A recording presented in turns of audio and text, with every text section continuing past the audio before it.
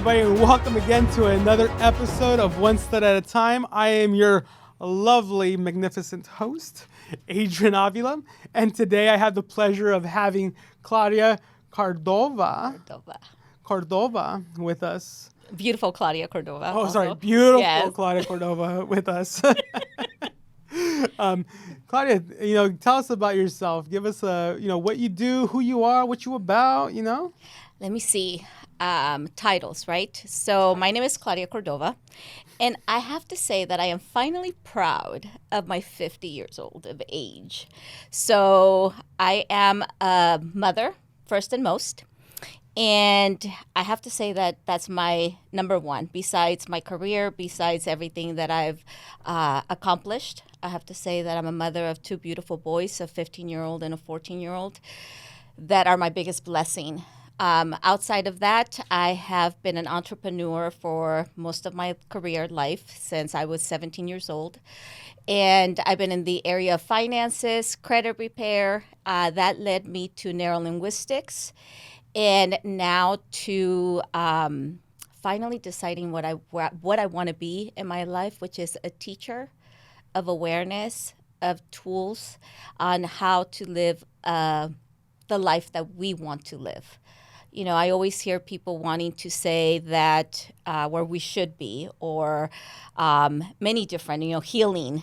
And that always kind of didn't resonate too well inside of me. And so after 50 years of a lot of learnings, right, I've come to the conclusion that I love teaching.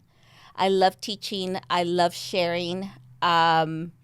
I love being goofy at the same time with what I do, being a child at heart.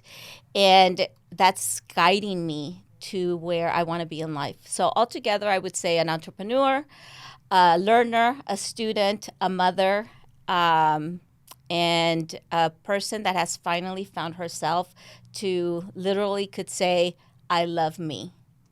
That's beautiful. Who I am in a nutshell. Very beautiful. Yes. Now you see why we say beautiful, Yeah, Claudia, beautiful. Right?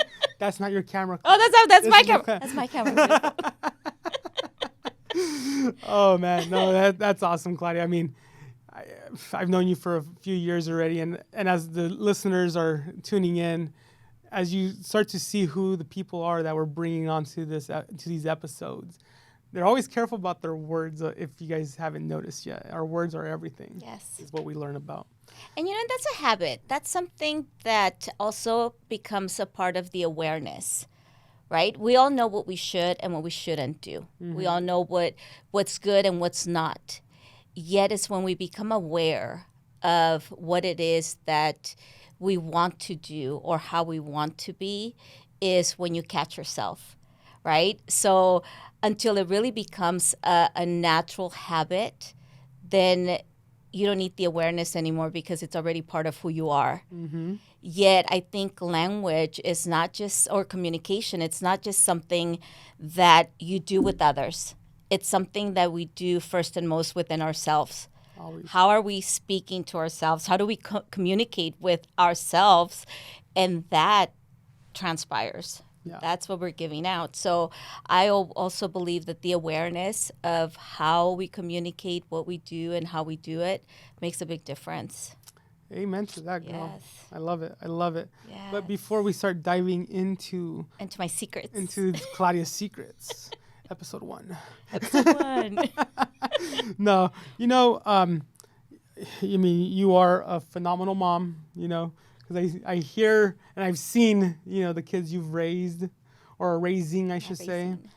She still picks them up from school at the age of 15 because they can't walk on the street because they might get run over by a car, she says. No, you know what? They can. I'm just teasing you, Claudia. I'm just teasing you.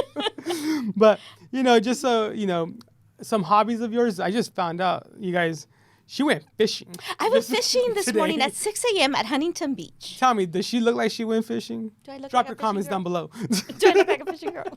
But girl's a fisher. I didn't know this one. Yes. Okay, so I have to say that being a mother is also part of a learning and growing with them. Yes, I still don't let them walk. And it's not that I don't let them walk. It's not that I don't want them to reach their independence. I think in the sense I'm being selfish, it's about me. And, they're asking me, Mom, it's like, when are you going to? And it's like, no, I could let you now. You're capable. I trust you. I have faith. I believe in you. Yet, as a parent, this is the only time ever in my life that I get the opportunity to drop them off, pick them up, be a part of. The first thing that I hear is, how was your day? And once that's done, it's never coming back. So in my own selfish need of that desire, right, to not let them grow, I asked them and I said, can you guys give me that gift for one more year? And then I'll be done. But at least I got my last year of being that mom that picked you up and dropped you off and got to say, how's your day? I said, even if you don't say anything to me afterwards, right? So they agreed, and I was really excited. And, it also gives me the opportunity to have conversations. I think that as a parent, that's crucial to be able to have those topics, have those conversations, those little things that you see from other kids walking by that opens up room for either a comment, a conversation, a joke. Yeah. And one of the things, like this morning, I know I'm becoming a fisher girl, Woman. fisherwoman. He asked me. He says, "Mom, he's part of a fishing club at school." Oh, nice. And he's like, half of the kids are not going to go because their parents are working or they don't have a way of getting there. We have a truck. And I thought, yeah, we have a truck, right? Where's this going? And he's like, can we take 5 of them? And I thought, well, okay, right?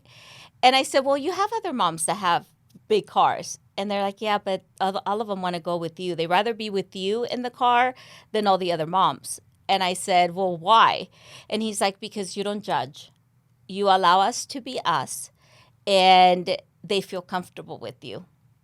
And I thought, that's worth the sacrifice of getting up at 5 a.m, knowing that you have a full day, but yet you still get the blessing of being able to do those things and knowing that your son still is okay with you being there.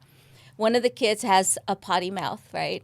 And I thought, wow, it's like you have no restraints, right? Don't we all? So I said, okay, you know what? I said, these are the rules. $5 for every F-bomb, $1 for all the S words, and $3 for all the in-betweens. Today I just made $11, right? And he was laughing. He's like, are you serious? And I said, oh, yeah. And he's like, well, should I stop? And I said, oh, no. I don't think you should do anything you don't want to do. I said, you're making me money. I was like, I love giving rides and making money. I said, be yourself. I said, be yourself. Be who you want to be. If your parents allow it, who am I to tell you not to do it? All I'm going to tell you is that my rules in my car is I make money when people drop stuff. I said, so if you're okay with it, I'm okay with it, right? Damn. You make a fucking killing with me. Yeah. And I was all, $5, right? And so to me, it feels great to see your son at the age of almost 15 still putting his arm around you in front of his friends, still telling you he loves you all the time. And his friends actually opening up and being themselves, knowing that even though there's rules and guidelines, eventually they'll get to follow if they choose to.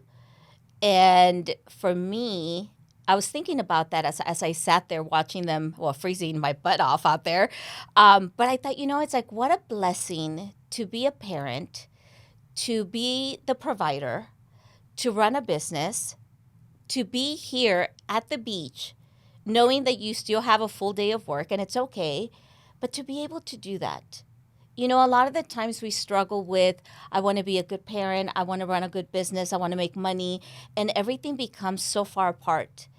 And when you could actually sit there and be present and enjoy it and feel the same from the outside, it's a blessing. Mm-hmm. It's a blessing. It definitely is. I could attest to that because you said earlier, you get to hear them tell you about their day, the moment they sit in. That's one of the things I actually miss about my grandma is I get the phone call every day, no matter what. She'd be like, Adrián, ¿dónde estás? Like if I didn't answer, right? But that was like the intro to her voicemail always. and I kind of miss it. And not kind of, I do miss it. Even for my birthday, I was telling my sister the other day, my grandma's been gone for 3 years, and I was last year on my birthday in July, and I was waiting for her phone call, and I was like, well, what? And I was like, fuck, she's not gonna call. Yeah. Like, and so those are the moments I miss, right? I still get choked up about it. Yeah. And, I used to go to like retreats with her at the church, right? Like, those are things I miss, right? But I have those memories at least. And just to hear what you say, it's like, when your kids get older, they're going to remember it, right? Yeah, you had a whole day worth of work to do. You came here to film, but you still made that time for them. The way I started looking at life, so as you're aware, 3 years ago when the pandemic hit, I was told that I only had about 24 hours and I wasn't going to make it. So after all the struggles, the medical struggles that I went through from not speaking, not walking, and all of that, I made it a point that everything from that moment forward, if God had given me a second chance to still be here, it was going to be about making memories. Yeah. Memories for myself, memories for them, memories for my friends, memories for everything and anything that makes an impact in my life, regardless of the outcome.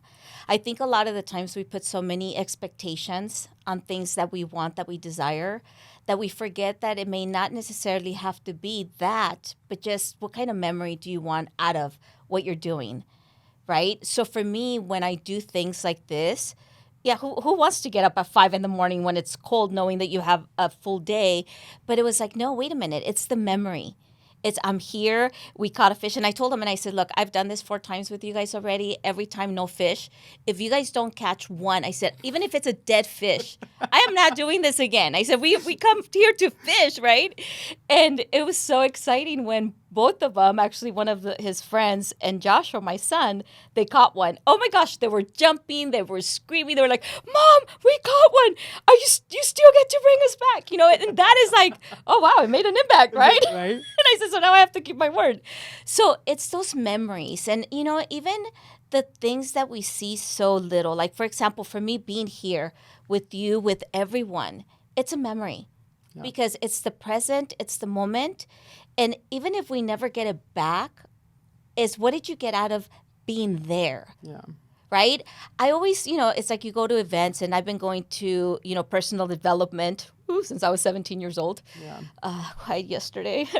Right? Don't let my grace fool you. And it was always like, be gratitude. What are you grateful for? Journal, right? And I thought, really? Like, I end up writing the same thing every day. Like, I woke up, I'm breathing. Now it's starting to settle differently. It's what am I grateful for today that really made an impact? What did I do? What did I say for someone? What difference did I make? Yeah. It could be something as small as you walk down the street and you smile at someone, right? Maybe that's the only smile that they're getting in the midst of whatever it is that they're going through. That is so true, because I went to Sprouts earlier today to get some siete cookies. I don't know if you had those yet. But the lady at the register just was like on a downer, you can tell. I mean, this is like 9 a.m. Mm-hmm. And she goes, oh, have a good day. And I said, oh, you have a better one, And you just saw that grin change, right? Yeah. And, like you say, you make that memory or that impact. I felt like I made that impact, that early in the morning. Mm-hmm. Now she's gonna have a memory of, hey, you know what, that guy told me, like, have a better day. Or somebody was nice to me. Yeah, you know what they're going through. Yeah, it's like my mom's getting older. I love my mom. If I could be half the woman that she is, I would be like better than Superwoman, I think. Well, if you were right? if you were half her size, you'd be... Yeah, well, taller. I would be taller. That too. But it's like she's getting to the age where it's like the same stories, right, over and over, and it's like, Mom, you already told me that one 3-4 times in the past week. Yes, like how many times? And I tell her, it's like, oh, you told me. No, I haven't. Okay, well, tell me again. And now it's like, okay, Claudia, you're only gonna have a mom once. And there's going to come, like what you said, there's going to come a point when they're no longer there. And you would do anything and everything just to hear 10 stories of the same thing over and over from that person. So, Do you know I still have a recording, a voicemail from my grandma with, that I just listened to, like just to hear her voice, and with my grandpa too. yeah. And every time I listen to it, like I just, not, I don't break down, but like the tears will shed. Yeah. And we don't get those memories No. again. And you know, and I say that because it's more conscience, right? It's like, oh gosh, I already heard that story. That we tend to lose patience or tolerance. And it's like, you already told me. Like, I don't want to hear this. I remind myself because, again, it's back to the awareness, back to be present, back to be grateful because you still get to hear her. And you still get to be her baby at 50. You still get all the pampering at 50. And be open and embrace it, love it, right? Even if it's the same thing 20 times.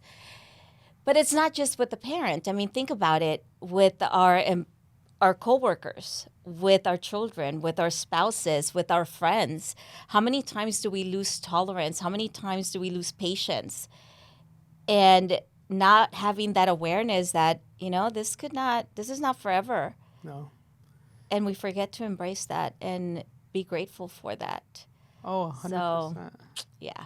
100%. I mean, we having differences in the families and everything like that. But you know what? Like, you find what you love about them, right? You, as we say in our NLP world, right? You love the person for who they are. And you know what? And it's more of a accept the person for who they are. Yeah. Right? I think loving is a lot easier than accepting. Because loving is something that we give naturally. Accepting is a choice. So to accept someone for exactly how they are and who they are has to be where you're also okay with what you are and who you are. Mm-hmm. Because it always becomes a reflection of us that we don't want to see. It's like, what do you mean? I'm not like that. I don't, right? No. How could that? That's not me, right? But it is. Denial so the 101. moment that we can accept who we are, be appreciative of who we are, then we can accept others in whatever space that they're in. Right. And that becomes to now I'm aware that I can allow you to be you, even I may not agree with you. I may not see the same world as you see it. Yep. But I'm okay because I love you. Mm-hmm. Right? Because love is something natural. Loving someone is something that's a given. Okay? Because it's what we are. We are whole people with love. One of the things that I've learned through the NLP world, right, is that, we always say, what is it that we want to be? Or am I really that bad? Do I really need a lot of fixing? Do I need a lot of healing? I hate the word fixing. Right? Yeah. To me, it's all of those, right? And then again, it goes to the meaning that we give to the words within our own reality. One thing that I've come to realize is that as humans, we already have all the tools that we need. When we struggle with, should I do that? Am I meant to do that? What's my purpose? You already have it, because if it's already a thought, God, unconscious, call it whatever you want to call it, it's already given to you. Yeah. That's why it's popping up. Something that doesn't exist within you will never even be a thought, okay? So with learning and knowing when, how, or for what purpose or for what reason to use our tools is the tools that we already have within us. It's just a matter of knowing, when do I use this tool? How do I use it? What's the purpose of this tool? Yep. And I'm going through this emotional state. Which one do I pull? Do I pull this one? Do I pull that one? Right? I always say it's like we all have the hammer inside of us, except nobody ever taught us how to use it. Yeah. So with the hammer, you could build. I mean, you're in that field, right? You could build or you can destroy. But if you don't know how to use it for one way or the other, it's just sitting there and you feel like something's missing. So now for me, with everything that I've studied, I want to share and I want to teach others to say, look, these are the tools that you already own. There's nothing that I'm going to bring to the table that I can bring that it's not yours already. Right. It's just learn how to use each tool for whatever emotion you're going through, whatever experience life is throwing at you, and use it. Know when, know how, for what purpose. Do you even use that one? Mm-hmm. Or maybe that one's not going to work for me. Maybe this one's going to work for me, right? But one of them will work. And then you find what's going to get you to where you want to be. Because at the same time, you could have someone that calls themselves an expert, and if they choose not to use it, it doesn't matter. Exactly. Doesn't matter. So to me, that's the beauty about this world. And for me, because at the same time, it's like, do you ever get there? Get where? We're human. You're going to falter. We're an onion. Right? But one thing that I do find interesting that still like throws me out there is when we say, does this really work? I'm a very skeptical person, okay? You and I both. Yeah. So everything is like, yeah, I don't know. Does it I mean, work? I feel different. But I don't know. Does it really work? Am I accepting this? Yeah, is it really working? It's the fact that, you know what? It's like things that used to take me about a month, weeks to recover from, now they're down to a day. Mm-hmm. In that day, I'm allowing myself to say, you know what? This one really hit hard. I'm going to sit with it for a day and allow myself to cry, scream, even not change for my pajama, but I'm aware of it, right? Yeah. Like I'm allowing myself to feel the emotions, sit on it, and then tomorrow I'm done. Yep. And neurologically, your body will not allow you to continue staying there. And it's crazy because I've even tested myself, right? It's like, no, I need to be depressed longer. You put it to the test. Yeah, right? I need to be, no. I mean, what do you mean? I'm done with it. And it's like, I can't, So that's one beauty that I've found about going through the process, because I think that if you're going to be something, you're going to teach something, be it. Yeah. Allow it to work for you. Test it within yourself. Test it on your kids. Use them. It's funny because like a previous guest that we had, he's like, my body's my temple, but I play with it to see what goes with me, what doesn't, right? And allowing yourself to do that allows you to be more conscious of yourself. Yes. Of what you can be resilient to. Yes. And going into like that resilience. When they told you had no more than 24 hours. I mean, Claudia had a big scare in her life. You want? Yeah. Can we talk about it a little bit? Okay. So go ahead. No, I mean, I just give like a brief of what happened. What you went through, what doctors told you, and.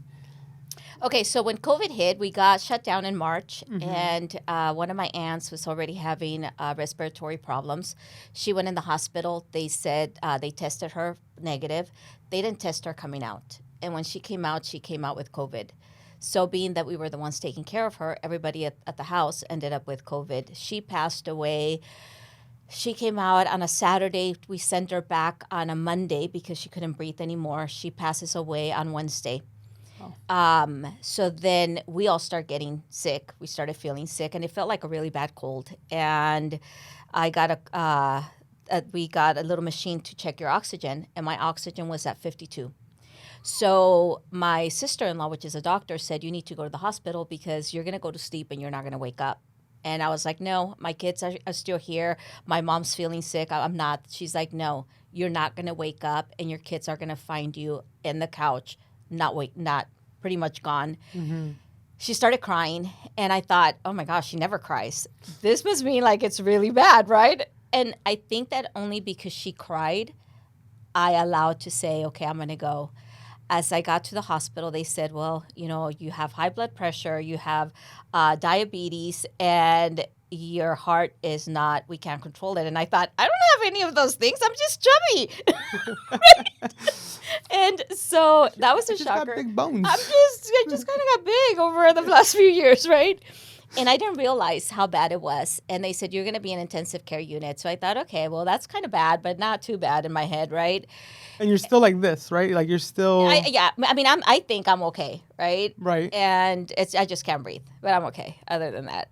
And so when wheeling me in, everybody's like, you know, like the E.T. movie where everybody's wearing like white gear. Yeah. Like you can't really tell who's who. Mm-hmm. Well, that's how all the nurses and doctors were, all white. And so as they're wheeling me in, they had given me medication, and I read kind of like the door said cardiovascular intensive care unit, and I'm going, holy shit, is that the heart? I think that's the heart. I'm not out there, but I think that means the heart. And I thought, why are they bringing me here? And, you know, it's still this confusion of, you know, everybody that's coming in the hospital is not making it out. And you know, but it's like all these thoughts are going through your head, and I'm in the room, and I have my eyes closed, and then all of a sudden I hear a man's voice here and two ladies here, which I'm assuming it was the nurses and the doctor, and he's like, I need you guys to keep an eye out on her because she's not going to make it past 24 hours. Her condition is so bad that I can't even believe that she's still alive. He's thinking I'm asleep, right? Because my eyes are closed and I have like all the mask and everything. And I thought, oh shit, who else is in the room with me, right? So I'm thinking there's somebody else. I opened my eyes when he walked out, and I'm looking and I'm going, oh shit, there's nobody in here. He's talking about me. And it was kind of like, what? And, you know, it's like when you feel like your head goes like, like all these thoughts all at once. And I remember, wait a minute. He said, I'm really bad. I'm not making it. Does that mean that I'm dying? Like, I'm going to die? Like, oh, hell no. Jeez. And then I thought, you know, going to class, I remember our teacher, Stacy, would always say, their map of the world is not necessarily yours. Right. Unless you accept it. Correct. And I thought, oh, I don't accept it. Like, that's his reality. That's his map. I'm here. I'm going to stay here. And I remember saying, I don't care what I have to do. I'm a mother of two young boys that need me. I am not dying. I'm walking out of this place, and I'm going to hug them, and I'm going to be there. I don't know how I'm going to do this, but I'm going to do this. And I remember I wouldn't close my eyes. The scariest part was that every 20 to 30 minutes, the lights would go off on other rooms, and then 30 minutes after that, you would see the beds going out with black bags. And it was like, oh, they didn't make it. Oh, they didn't make it. So that kept me not wanting to sleep. Like I felt like if I close my eyes, they may not open. Mm-hmm. And then I started thinking, okay, well, what else did I learn? What are my tools that I get to tap into to not allow my brain to shut down on me? One was prayer and negotiating with God. Oh my gosh, I was negotiating with God. I was like, okay, if I give you this, would you give me that? I said, I'm not seeing my ancestors yet. I said, so we're still here. We're still having this conversation. We're still here. And, you know, prayer, faith, and a lot of the tools of how do you really want your life to be? What are you going to accept? What's your reality? And a lot of that mind work. And I kept thinking, if half of these people would actually believe that they have the opportunity based on their own mind to walk out of here, they wouldn't be going. It's just a scary part, right? So that didn't affect me. COVID didn't affect me. They were giving me an injection to keep the blood flowing. And, oh my gosh, it's the most painful injection ever. So it was one on the right side, one on the left side, morning and evening. So one of the days, I think I was in the hospital for 8 days. It had been 8 days. A nurse came in and said, oh, honey, where did they give it to you? And I said, oh, it was the right, so it's the left. She's like, okay, turn to your side. And I remember turning to my side, and all of a sudden, I felt the needle kind of by my lung. And as soon as the liquid went in, it was like if somebody had punched the daylights out of me and knocked the air out of me. I passed out. That's how painful it was. Now, is this where you lost your speech? Yes. Okay. So when I wake up, I couldn't speak, I couldn't move, and everything hurt. The doctors couldn't figure out what had happened. They thought I had had a seizure. The scariest thing of that is where your brain is kind of working. You're in a fog, and your body doesn't react. It would take me an hour from, like, let's say from here to probably where you're at the couch. That's where the bathroom was. To walk from here to there. And the worst part is having to go, I don't know if you guys have experienced this, but I'm going to be open, right? you have to go to the bathroom and you're sitting there and your body doesn't react to it. And you're feeling like, I gotta go. Come on, just let it go. You're here, like you know how to do this. And body doesn't function at all. And it's like, okay, not only did it take me an hour to get here, now I'm here, because now it's like, tell yourself like, okay, how do you do this? So this is how I would function. Step 1, stand up. Step 2, move your feet. Sit. Like step by Step by step. And your body's not moving. It's not working with you. And yet you're conscious. So that becomes really like a lot of anxiety, because it's like, what the hell? Yeah. So that was one of the worst parts. When I got out of the hospital was because I kept begging them, like, I'm feeling fine, like I'm fine. I was bruised all over, like this black, that's how bruised I was. I mean, it looked like I had a black belt all over my body. And not realizing that I actually begged to leave too early, too soon. And when my body started releasing all the medications, I started having seizures.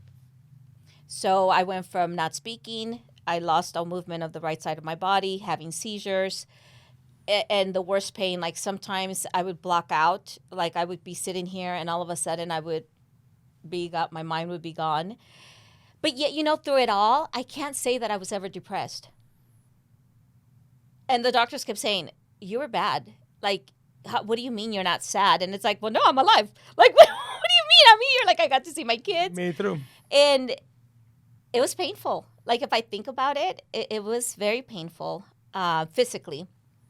And I always kept telling my mom, I'm going to go get a bunch of tattoos, because the only reason I don't have any tattoos is because I'm afraid of the pain. Pain has always scared me. And I said, shoot, with all this, I'm going to go get like a ton of them, right? Get sleeved up all the way to the neck. I was so ready. And so now she tells me, she's like, what happened? I was like, are you kidding me? I'm not going to willingly go put myself somewhere where I'm going to feel pain. I mean, I'm not crazy, right? But I thought, it's like, wow, amazing how beautiful our body is, to the point that it knows how much pain it can handle. We don't know how much pain we can handle, yet our body, I remember the pain would start from the top of my head. It would start going down to the bottom of my feet, to the point that I was like, fudge, I don't even know what hurts, or less or worse. And then I would see not so much my own pain, because I would always say like, oh, I'm better. Today's better than yesterday, and I'm getting closer to better. But the pain in my family's eyes, the way when it would happen, just to see their eyes on what they were seeing, that was scarier for me. Yeah. Yet, you know what? I'm so grateful that I already had the learnings, that I had the tools, the knowledge, because I do know that with faith, the right tools, I am where I'm at today. And not fully, okay? Because one of the things that I still work with is I forget a lot of words. Okay, like I could be talking to you right now and it's like, well, maybe it's my English. Oh, well, maybe it's my Spanish. Oh, shit, no, I can't even figure it out. Right. One language or another. And I started realizing and noticing that within the last year and a half. And, and I thought, okay, well, that could be a problem, but then maybe it isn't. It's like we all have certain disabilities. We all have certain things that we get to deal with and cope with. That's a big one for me, because we do a lot of talking for business. And sometimes I find myself saying like, oh God, I don't know how to say that. And my mind's going blank and I can't even pronounce that one anymore. And I, and I'm giving myself grace, because at the end of the day, does it really matter? Yeah, and I think that's the best way to put it, is you give yourself grace, right? Because there's moments where we get lost in our own thought, and we let that build up and let that affect our day-to-day, right? But you're telling yourself, you know what? Like, I got this. Like, you know what? It's okay, right? And accepting it, it could be because you're turning 25, Yes. It could be that 25 twice. It could be that whole experience that you went through, right? But you learned to actually survive and get out of that, because again, it was your your vision of the world, not somebody else's. And here, now that you're a whole lot better, right? Your perception of the world is different. And you know what? Maybe you didn't need that word in your vocabulary, and that's why it's like I know, that's why it's my unconscious mind saying, you don't need that one. you didn't need that one. Use a simple one. We're gonna give you an easy one, okay? I'm going to simplify. Yeah. It's not césped, it's zacate. Right? You know, it's just, you know, not bolígrafo, it's pluma. Well, you know what? It's like a lot of the times I think as adults and the older we get, and depending on the profession or field we're in, we want this perfection. We want this persona. We want this image. Yeah. Right? And where we want to come across so intellectual, which is great. Yeah. Yet, are we really being ourselves? Correct. I've come to the point that it's like, you know what? It's too hard. One, trying to remember my words. Right? Let's be authentic. Let's be authentic. Let's be yourself, right? That's what I love about you, Claudia, because I mean, when Claudia talks about, you know, having memories and things with us, right? Claudia got some crazy stories, right? But man, you sit here with Claudia for an hour. I mean, like you get some crazy stories, right? Like, but I mean, it's Claudia. It's my life. It wouldn't be, she wouldn't be Claudia if she didn't have these experiences, right? I mean, don't get me wrong. There's times where we're at the cigar lounge, right? And those conversations got pretty deep. Got deep.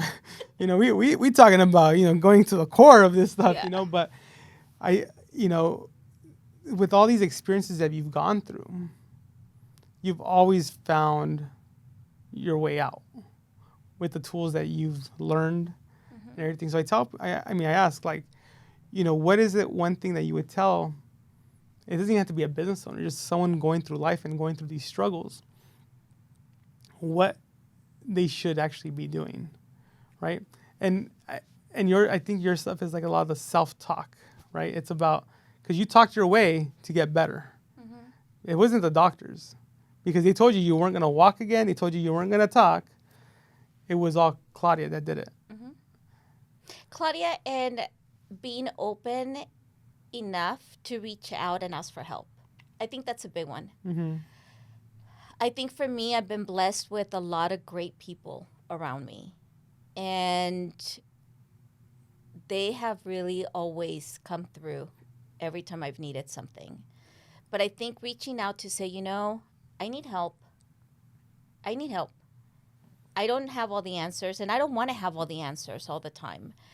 And being able to reach out, knowing that that other person has a good space for you, right?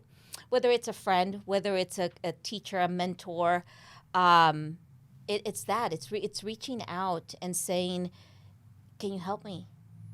Because this is what I'm going through. And a lot of the times when we ask for help, it's hard for many of us, right? Because I could attest to it. I mean, I could tell you, right? Because it's like this, we're supposed to have this strength. We're supposed to, right? You just said, what should someone do? Well, no one should do anything that you don't want to do, right?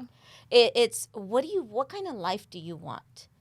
For me, I know that growing up, I always had this chip on my shoulder, like my shit don't stink, right? Like I can conquer and I could do what you do and I could do it better. Let me show you. But see, no wonder we click a lot. Yeah, but you know what? It was this idea that kept me going. It was kind of like negative fuel. I'm going to call it negative fuel, right? Because it was coming out of a lot of anger, a lot of insecurity, a lot of unworthiness for self that brings along with it a lot of internal shame and rage that we don't talk about. So, but what did it do? It created this persona of strength, of independence, of, oh, Claudia's so funny, Claudia's so positive. And internally, I was like, yeah, if you only knew. But it keeps me going, right? Going through the learnings, it was this realization of like, oh, shit, I have a lot of issues. Like, I wasn't here for this. Yeah. I was here because I wanted to make more money. Yeah. Yet, it wiped out that identity. And once it was gone, it was like, shit, who am I? Who am I? Because now I don't have this chip on my shoulder. Now I really care about people. Now I really want to love people. How do I do this? Right. And it's taken me quite a bit to figure this new identity because it's a new person. Yeah. And I'm glad that I went through authentic Claudia. Yes. Though. And I'm glad that I've gone through everything that I've gone through because it's brought me to who I am. to be able to finally say, hey girl, you're okay. You got it. You got you. Yeah. You got you, right? Yep. And to see the people that, it's like all people matter, right? But we have our family. We have, the people that we want to make a big impact. And for me was, dad. And I've come to a place where not only is it I'm forgiving him for what he didn't know how to do and what to do, that brought a lot of anger with me. I know that one. To the point that Personal. now, because they spent 3 months here and then the rest of the time in Mexico, every night that he's been here, I've taken the time to go and lay, like he'll be laying in bed, right? Like just watching his politics on YouTube now that he knows how to use YouTube. And I lay next to him, right? And he's like, I could sense it. Like, he's like, this is weird. I'll just lay next to him and be like, so what do you want to talk about? He's like, nothing. Yeah, so you just want to lay here and just we'll look at each other? But for me, it's like, again, I want to end our relationship for as long or little that it could be in a good note. And more for me than for him. He'll never change because he doesn't want to. He's not aware that he needs any changing. And yet I've always wanted to have a different dad. But yet this is the dad that I have. So what do I get to do with that? Well, you know what? I get to lay next to him. Yeah. And say, hey, Dad, it's like, what do you think about this? Even though I really doesn't matter, but it's making him feel important because I'm going to give you what I always wish you could give me. Right. And for me, that's big.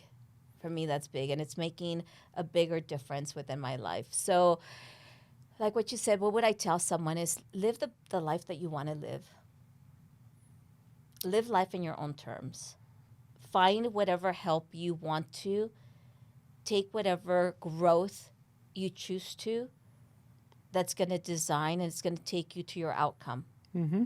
It could be NLP. It could be reading a book. It could be listening to a podcast. It could be whatever it is. Going out dancing and under the rain. Oh, that's on my bucket list. We got rain tomorrow, so. Yeah, so I'm gonna be like, nursing homes.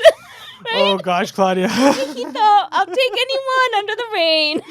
Right? The wheelchairs are going to short circuit. Right. So finding whatever it is that can bring us joy when we feel we lack it. Yeah, that's beautiful. That's what I would say. That's beautiful.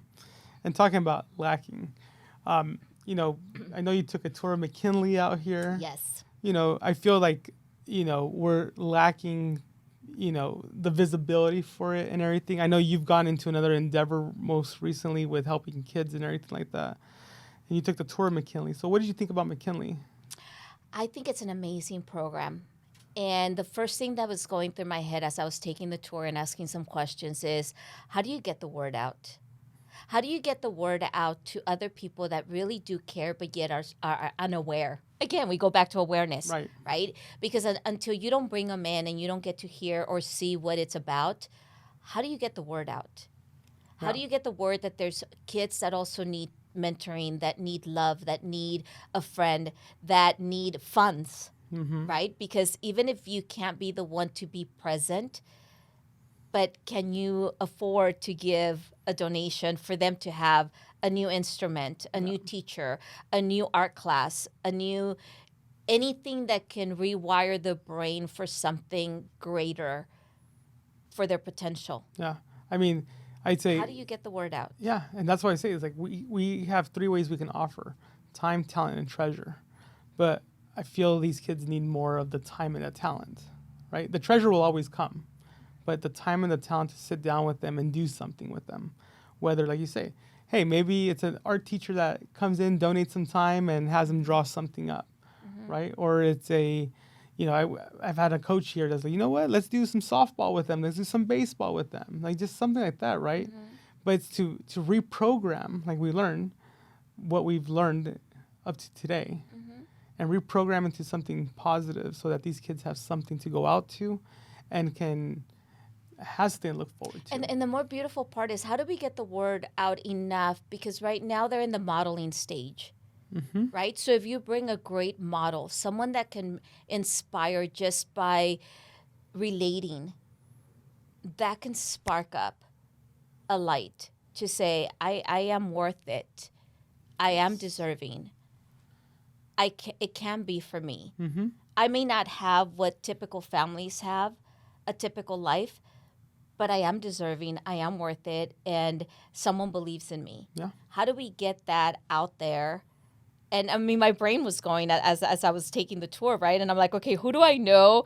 what to say? Hey, Yeah. you know what? It's like there's this awesome place. Like, how can we do something? Right.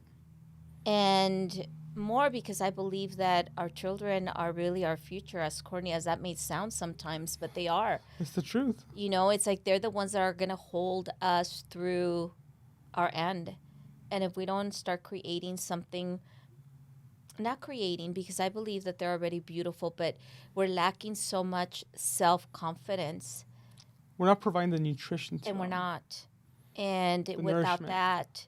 that, how are you going to have all the potential that you already have internally Yeah. flourish?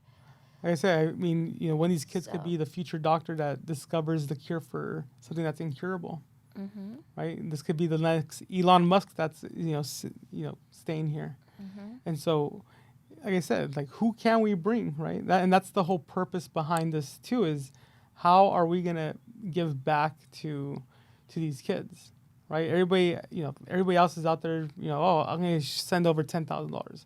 Okay, that's great, but like, can you spend some time? Mm-hmm. You have a talent that you can, explore with these kids. And so being able to do that, I think helps them even I have more talent. so. Oh, I know you got talent. So for those who don't know, Claudia has a Those who don't talent know. called a highlighter. Oh, yes. She I brought highlights my highlight. everything. I highlight everything. So if we had some notepads here, Yes. that thing would be colored. yellow. It would be, see, yellow. I highlighted myself. But, I thank you, Claudia, for Thank you, your guys. time here. Definitely Strategize. Strategize. Claudia really didn't talk about this stuff, but, she does credit repair. I do credit repair. I am also teaching tools on emotional states. And also, we have a personality analysis that we do based on fingerprints, iris, this one, This camera. this kind. This doesn't get edited. I just want you to know. Everybody's going to know. She was looking at the wrong camera, guys. Oh, guys, you're dealing with Claudia here. Right? I forget what's my right to my left. Okay, so I know about credit repair. I've been doing that for 19 years. It's an area that a lot of people need a lot of education, so we focus on that. Also on personality analysis, how to really find out what your natural inborn talents are based on your fingerprints. Or nowadays, we're going through this new innovation of the iris. Our own iris of the eye will let us know exactly what our natural inborn talents are. So that's something very interesting, right? Because all of us want to know, who are we? What are my natural talents? What am I naturally good at? And then be able to learn the tools to use on that and become even, full potential. Claudia dances but falls with grace. I do? Oh, I thought you were going to say, like, I dance at night. Oh, no. I was like, don't talk about that one. No. But that's the gist of what you do, Yes, right, girl? Yes. In a nutshell. In a nutshell. So if you want to, follow the nutshell, her information will be down in the description below. Feel free to follow her, give her a like, reach out to her. Again. And let's strategize to make something happen with McKinley and its beautiful kids. Beautiful. Let's do that. I thank you for that, Claudia, and thank you for being a guest today. Thank you. After your fishing adventure Yes. of catching, what'd you catch? 3 catch? little fish. Like, Yeah, but what were they? I don't know. Oh, they're fish. They're Now, fish. They came hopefully out of they the were ocean. fish. Hopefully They they came were out of the ocean. All right. Well, with that being said, again, thank you, Claudia. Thank you guys for tuning in, and we'll catch you on the next episode. Take care. Hugs.